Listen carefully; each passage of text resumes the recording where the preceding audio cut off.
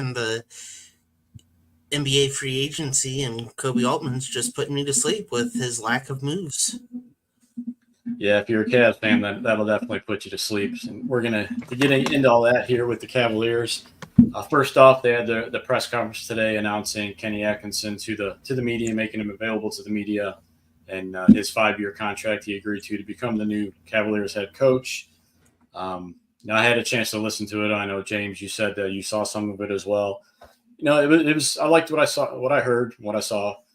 He kind of went over what he expects, what he thinks he can do to elevate the Cavs even more, specifically Darius Garland and Evan Mobley. He's got plans for different ways to use Evan Mobley. I know a couple people said it'll be similar to the way that Steve Kerr used Draymond Green in Golden State.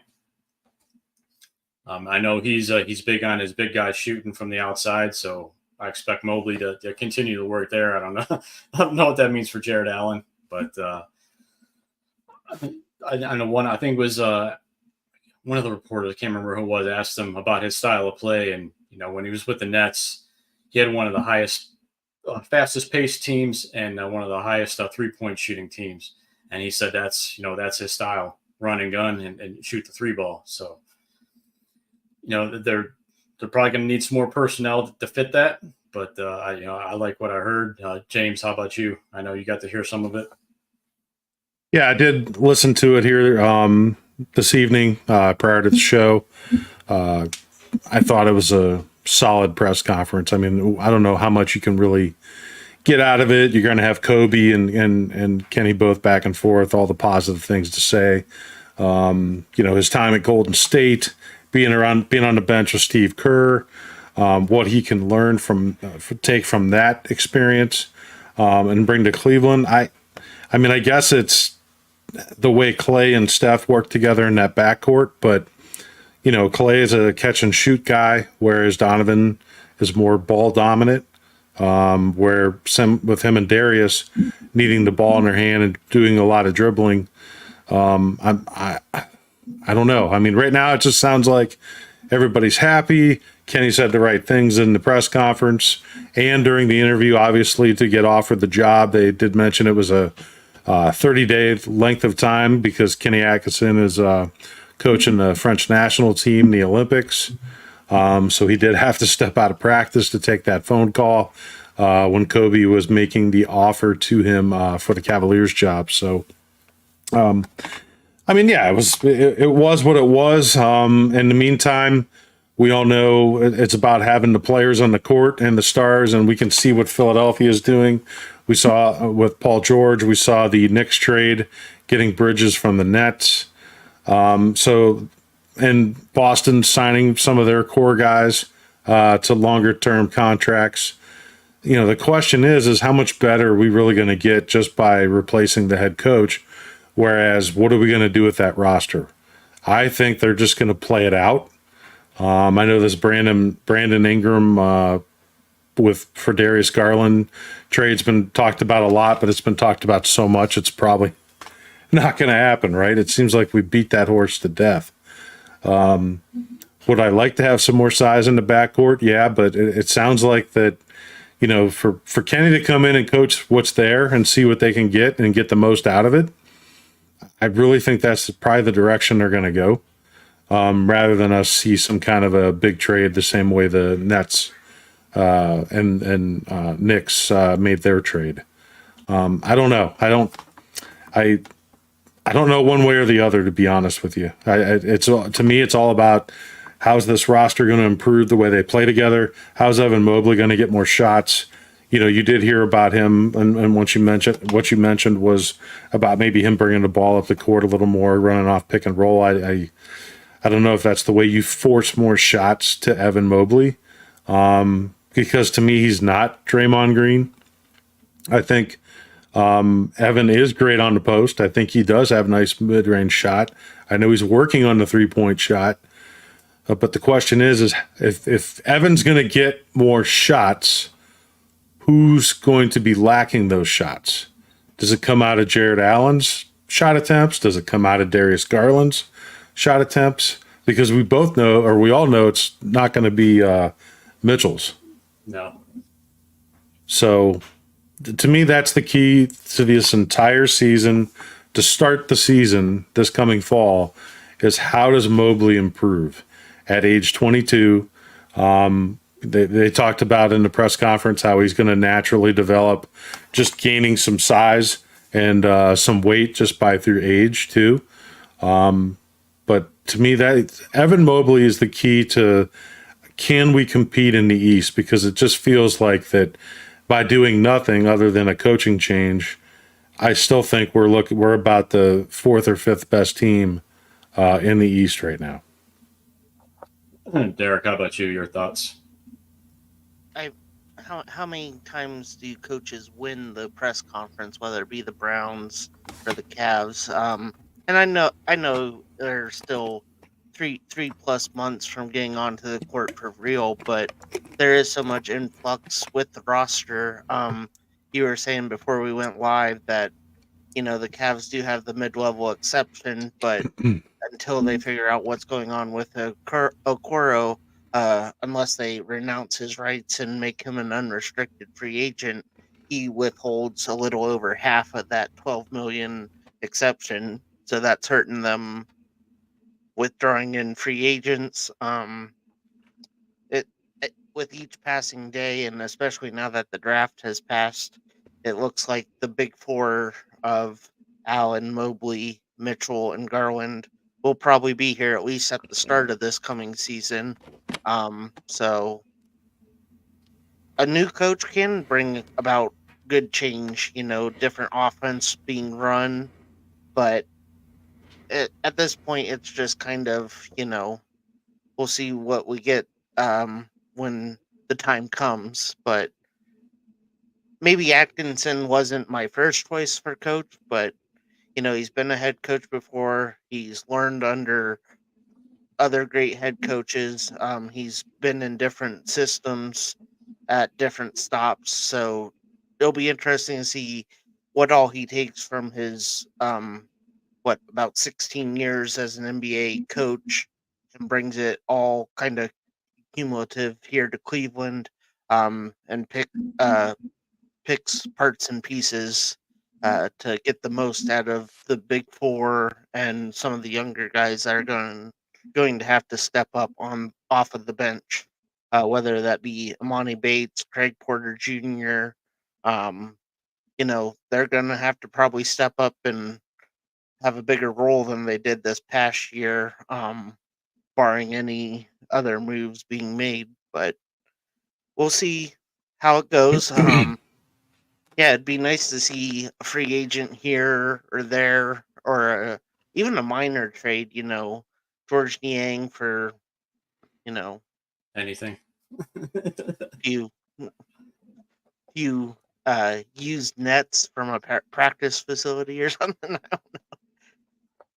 Yeah, But you mentioned the Okoro thing, and that I saw all day on Twitter every time a free agent signed with a team, like, oh my god, the Cavs should have gotten him. Well, I wasn't in complete understanding of what was going on until I seen a couple reporters tweet about it with the Okoro thing. And like you said, if they don't renounce his rights, make him an unrestricted free agent, they're pretty much strapped with about $5 million available on that mid level, and that's not going to get you much. You didn't see any guys except for Nicholas Batum signing for that or less today. So I mean, we really had no shot until they get the Okoro situation figured out. Until Mitchell, agrees to his deal. Mobley's up for his extension. These are all things that they're going to have to take place before they even dabble with any free agents. And so hopefully stuff gets done here in the next couple of days. But as James mentioned, the East getting stronger with Bridges going to New York, Paul George to Philly, and really underrated move, Kentavious Caldwell-Pope to the Orlando Magic, who still have over $20 million in cap space available. So we saw how good they were last year. They gave us a run for our money in that first round. Now you add him, and you still got $20+ million to play with to add additional pieces. So, they're, like you said, right now, I mean, you could easily put Boston, Orlando, New York, and Philly ahead of the Cavs at this point. And it seems like the development of Garland and Mobley and getting more out of those guys is what's going to help propel the Cavs. But they do need to address the bench. Hopefully, one of those guys is the guy they picked in the draft, Jalen Tyson, out of Cal.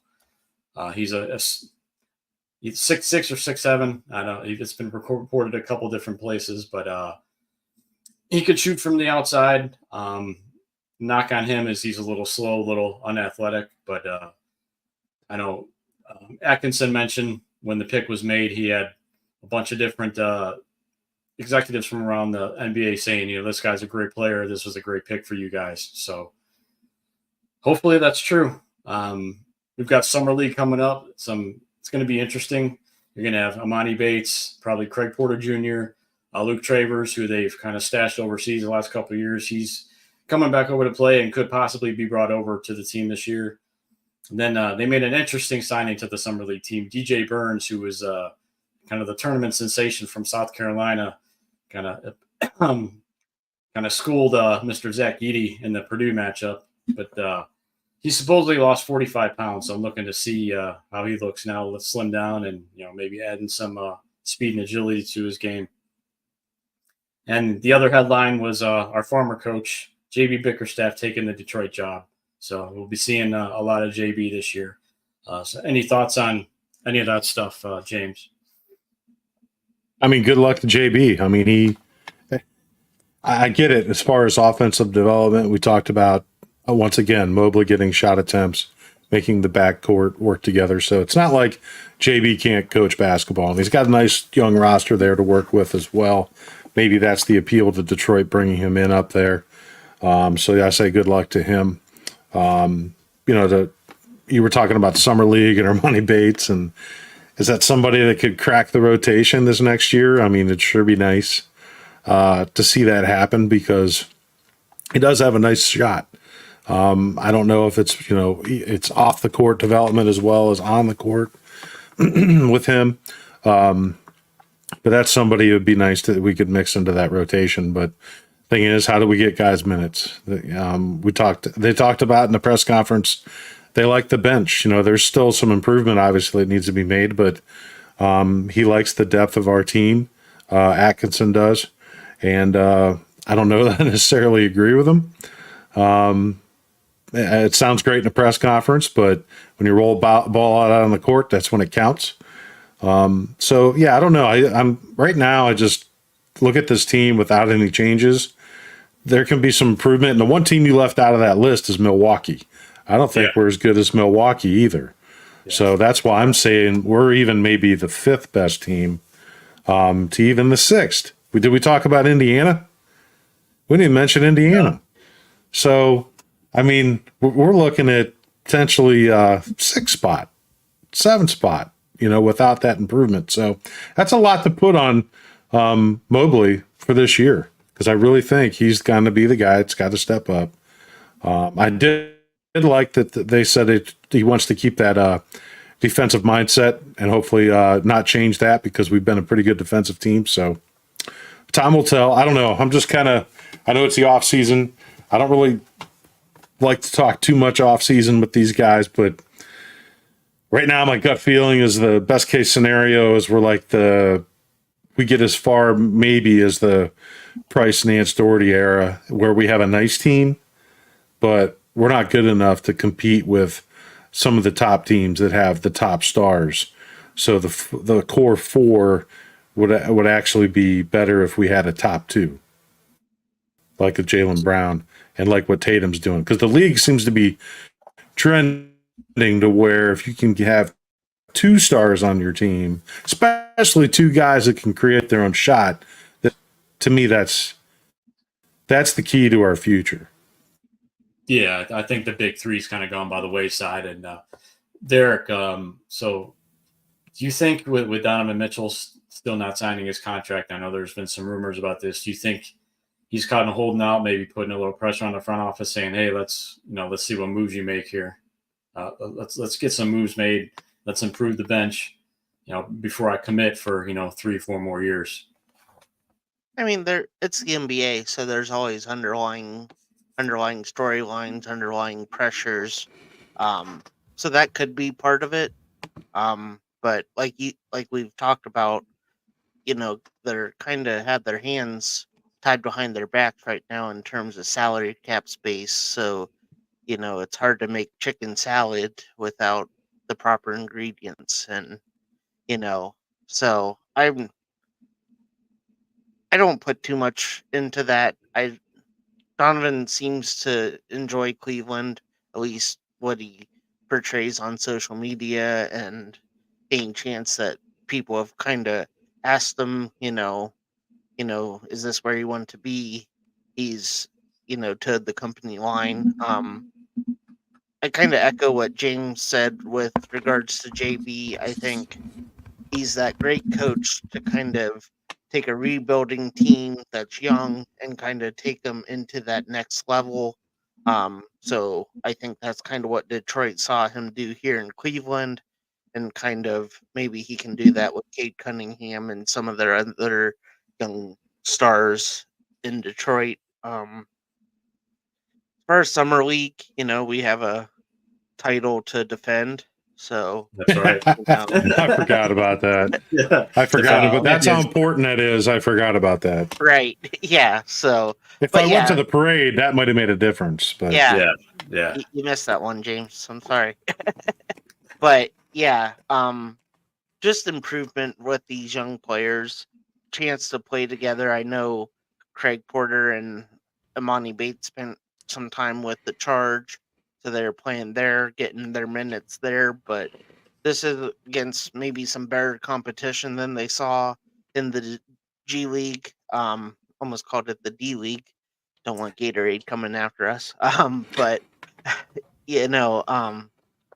yeah, just kind of echoing again what James said. It's kind of got wore out from basketball, and now it's over, and kind of getting into uh, full swing into baseball. And now that we've flipped the calendar to July, I was telling someone at work today, like, hey, we're like 4 weeks from training camp opening. So, kind of getting into that. And when you wake up and walk out the door and it's 48 degrees, it makes football seem a lot closer than what it actually is.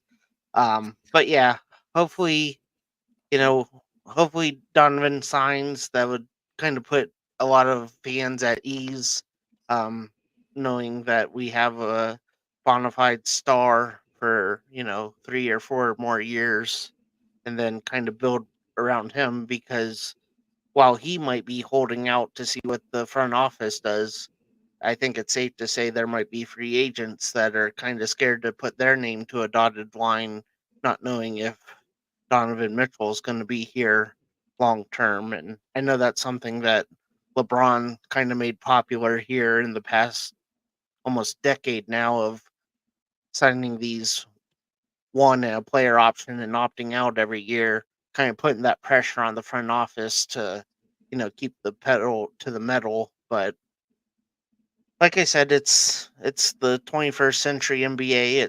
Every star kind of does it in their own way. So, but yeah, so Yeah, those 1+1 deals also stopped a lot of guys from committing to come to Cleveland as well. So I think he did a little more harm than he planned on doing. But hey, we got a championship, so can't complain.